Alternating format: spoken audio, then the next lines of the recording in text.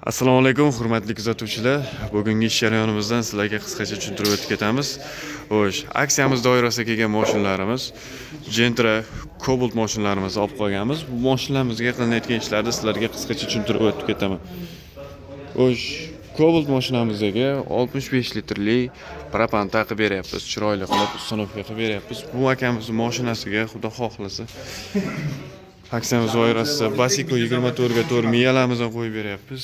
Italyanskiy farshok, italyanskiy reduktorlarimiz bilan qo'yib beryapti. Bu mashinamizga esa 48 litrli propan uстановка bo'lyapti. Italyanskiy reduktor W01 farshonga Stagofas 200 miyalarimizni uстановка qilib beryapti. Bu Cobalt mashinamizga bunga nima uстановка bo'lyapti? Bu Cobalt mashinamizga ham xudo xolasa yo metan yo propan uстановка qilib beramiz. Kimga mana shunaqa uстановкаlar kerak bo'lsa, pastdagi nomerlarga bemalol aloqaga chiqishingiz mumkin. Sifatli qilib o'rnatib beramiz.